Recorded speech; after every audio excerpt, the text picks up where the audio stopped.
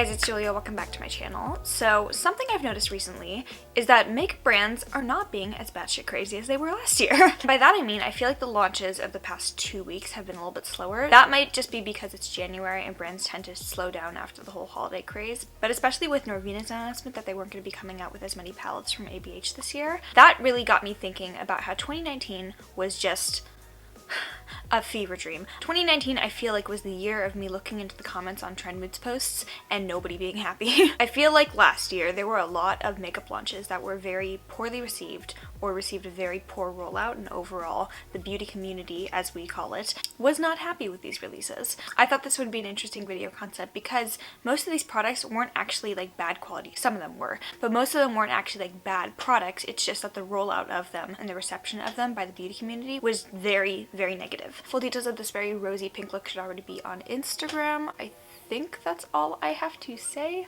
But without further ado, let's get into some of the worst, piss poorly executed makeup launches of 2019.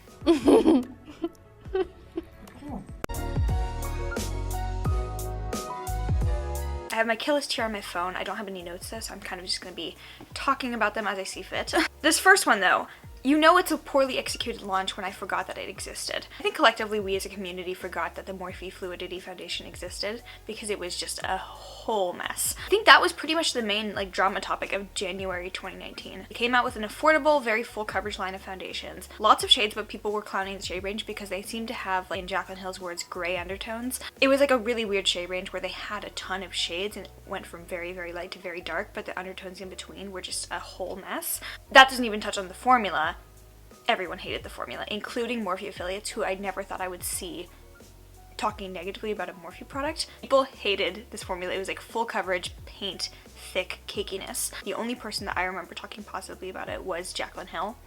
So, yeah. But overall, in terms of the way this was advertised, I think the gray undertones thing freaked everybody out. The entire reception of this product and the fact that this was a launch where the main source of traffic and the main source of advertisement for it was the drama surrounding it. Okay, so that was a sentence I ended up not finishing. Don't mind me, I'm doing a sheet mask. Don't judge me. Basically what I was trying to say is I think that this launch was one of the first launches that we saw, which are like drama-driven launches. I feel like there were a lot of launches last year where the drama surrounding the launch was even bigger than the launch itself and thus propelled the visibility of the product even more because of the drama surrounding it. So that was something really interesting that I think we saw a lot in last year's releases, and that was what I was trying to say and then got cut off. So sheet mask Julia here to save the day. I look so puffy, what the hell?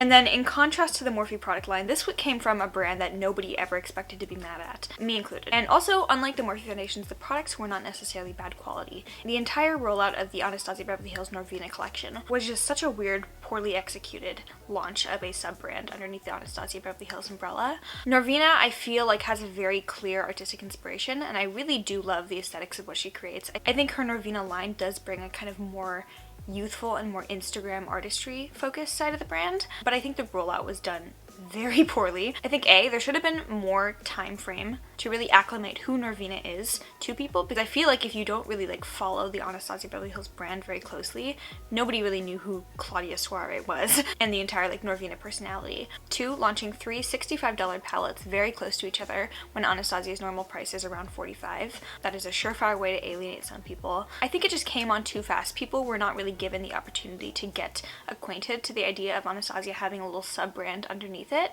And for the most part, when they announced that Norvina was going to be like a separate line within Anastasia, the main criticism I saw was people saying that it like cheapened the brand. And that was, I think, true for me. I think the way that the brand handled the entire rollout of the Norvina collection just made me really second guess if I held Anastasia to that very like tippy top standard that I always have. I think before 2019 Anastasia could get away with a lot as a brand because people love them so much, but with the constant bullshittery that was the Norvina rollout, I think people not necessarily lost a lot of respect for the brand, but I think Anastasia lost their hall pass in many ways with a bunch of people. And overall, I've seen good reviews of the products themselves from the Norvina collection. I just think that the rollout was really, really handled poorly, especially for a brand that I think is generally very genius with their marketing.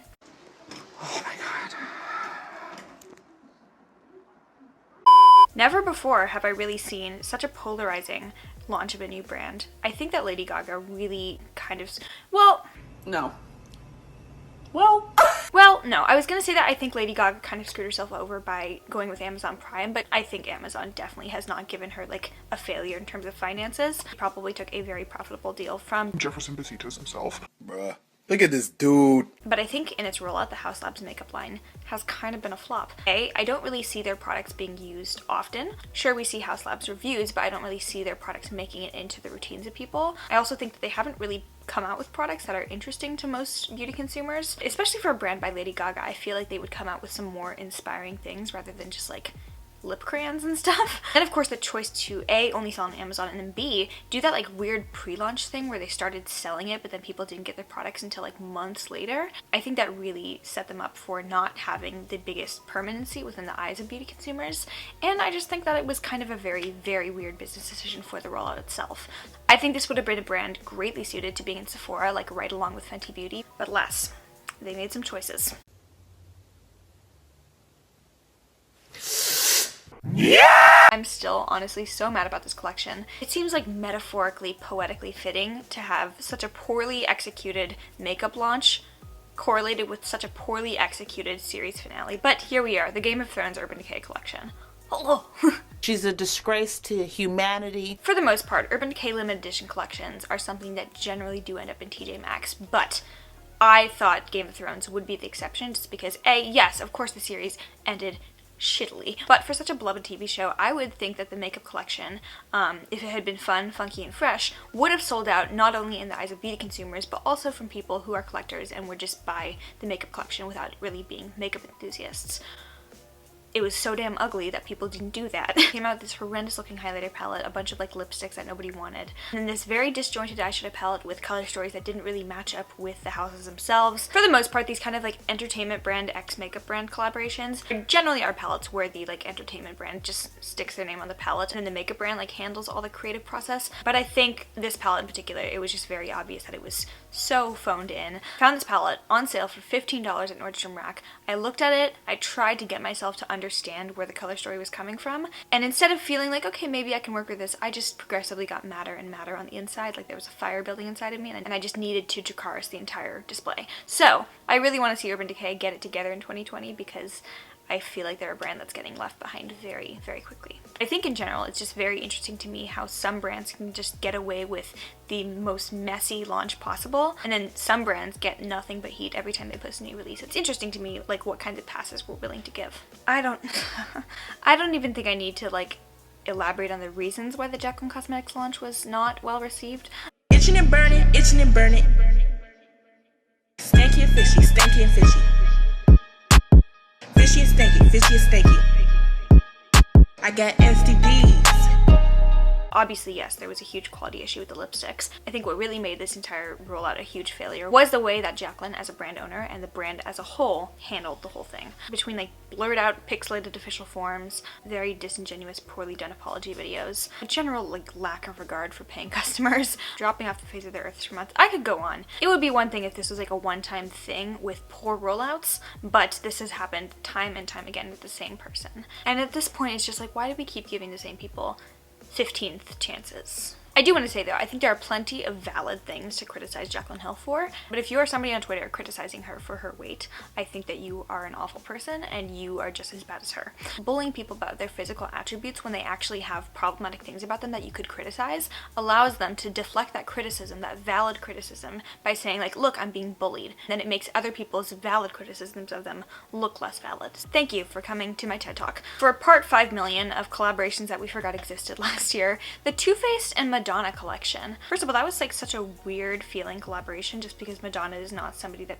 people mainly know and follow for makeup, but it's clear that this was just them putting Madonna's name on a palette and cutting her a check rather than actually like a collaboration, because what about this palette says, oh yeah, Madonna. Icon, legend, star, beige. Such a weird business decision, but then again, that's what the Blendinos specialize in. Another very questionable decision from Too Faced was releasing the gingerbread palette again in July. They had for holiday 2018, I believe, this like gingerbread palette, kind of in the same format as their chocolate bar palettes with obviously like gingerbread type color scheme. Very cute and very like winter oriented, so it made sense when they released it in holiday 2018. It was supposed to be a limited edition palette. I believe people liked the palette overall. And then in summer of 2019, Too Faced was like, hey guys, we're releasing the gingerbread palette again.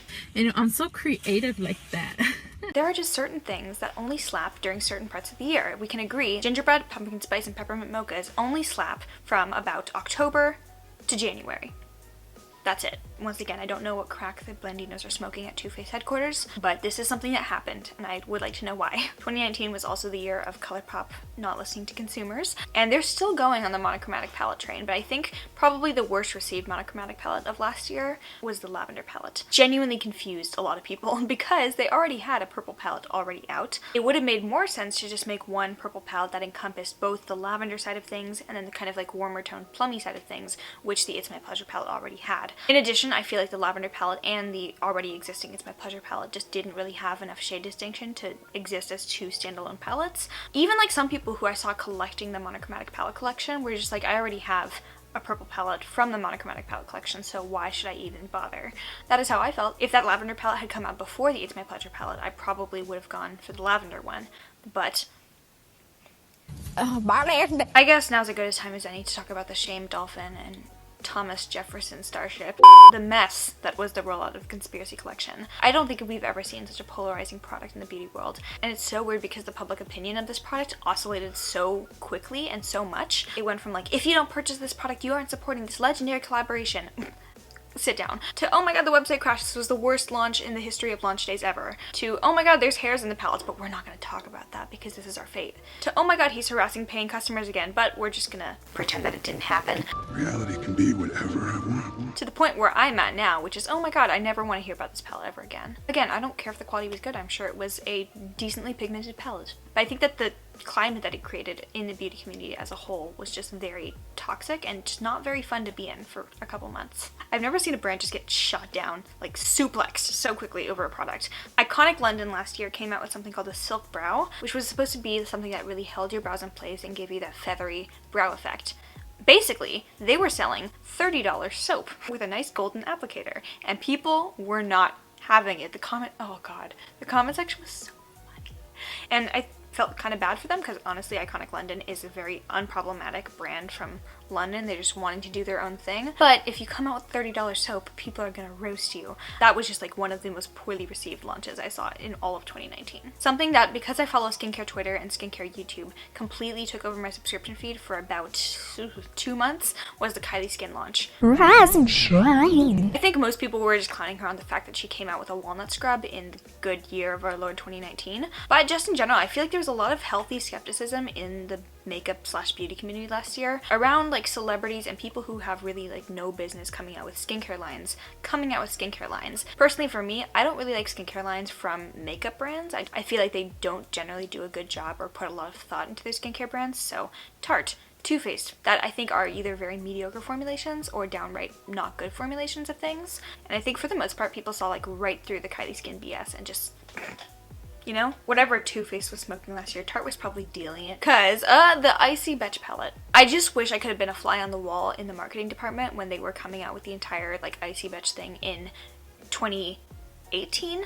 April Fools. They made this beautiful blue and green palette, teased it on April Fool's Day. People actually liked the palette, got mad at Tarte for using it as a joke. And then instead of actually coming out with that palette during 2018, when it was still kind of fresh in people's minds, they waited a whole nother year to come out with an Icy Betch palette that wasn't the same as the actual Icy Betch palette that they had sneak peeked in the last year. It was entirely like different format. They had like a big highlighter in it. It wasn't like the Tartelette formula that people had been asking for. And I don't think people were so much mad at this launch as people were just like, thanks, but we don't want that. If I'm like saying on a Friday night like, oh, I really want sushi tonight, and then on Wednesday you bring me a poke bowl, which is tangentially related but not the same thing, I'm gonna be like, thanks.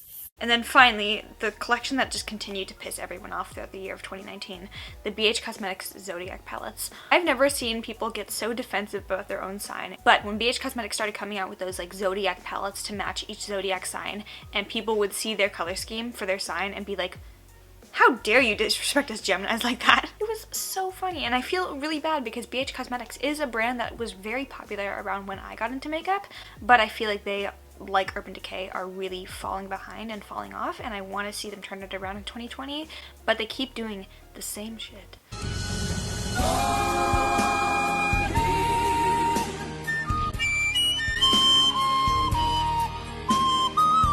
Alright guys, that is it. Those are some of the most poorly received, worst beauty launches in 2019. But I really enjoyed this because I like talking about makeup marketing. Not a busy con major by any means, but I really just like dissecting the consumer response to these products and just seeing how marketing and economics and my passion, beauty, intersect in this very weird clusterfuck of a way. So I hope you guys enjoyed this video. If you did, please give it a thumbs up. Make sure you are subscribed down below and also follow me on Instagram to see makeup looks like this posted, you know. And if you made it to the very end of this video, you get the bonus meme. Love you.